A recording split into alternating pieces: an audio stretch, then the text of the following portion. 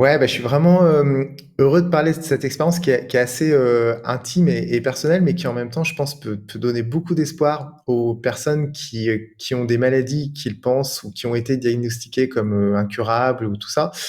Moi, le message que j'ai envie de donner, c'est vraiment bon, évidemment, d'écouter les médecins et de suivre les traitements, mais, de garder quand même, l'idée que, il y a beaucoup, beaucoup, beaucoup de choses qui sont possibles. Et moi, c'est vrai qu'en 2018 ou 2017, je sais plus exactement, mais on m'a diagnostiqué une maladie, donc une maladie auto-immune qui s'appelle la rectocolite hémorragique. Donc, c'est tout simplement mon système immunitaire qui s'attaquait, à mon intestin, et cetera.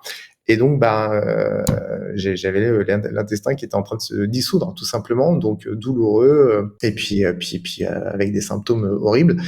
Bien me réveiller, puis il me sort le diagnostic comme ça, il me dit: «Mon pauvre monsieur, vous avez ça et voilà, il y a pas grand-chose à faire». Et je me rappelle tout de suite, mais de dire: «Mais en fait, lui, je le crois pas une seconde».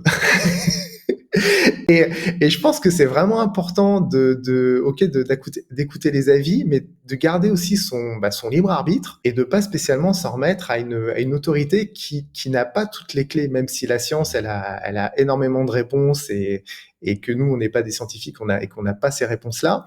On peut quand même essayer de croire à autre chose.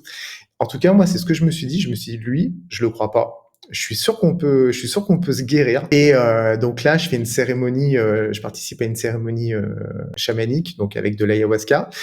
Et c'était au centre Takiwazi avec un médecin français qui s'appelle Jacques Mabi et qui est un médecin qui est là-bas depuis une trentaine d'années et qui est devenu chaman. Donc un gars très sérieux qui est à la fois complètement comment qui a toute la connaissance scientifique et en même temps la connaissance chamanique. Et quand on prend l'ayahuasca, il faut poser une intention. Et donc la deuxième cérémonie, je pose cette intention. Montre-moi ce que je suis même pas capable d'envisager. Et là, très rapidement, je vois 4 chamans qui m'apportent mon chromosome. Je comprends que c'est mon chromosome. Dans ces états-là, on a une information qui est directe, comme de la télépathie, donc je comprends que c'est mon chromosome. Et donc là, bah, je comprends aussi que je peux redresser mon chromosome. Donc je le redresse, je le masse, je l'aime, j'en prends soin, etc. Donc là, j'étais en pleine forêt amazonienne, comme si j'étais au paradis, quoi, en plein éveil, et j'ai été guéri. J'avais plus de symptômes.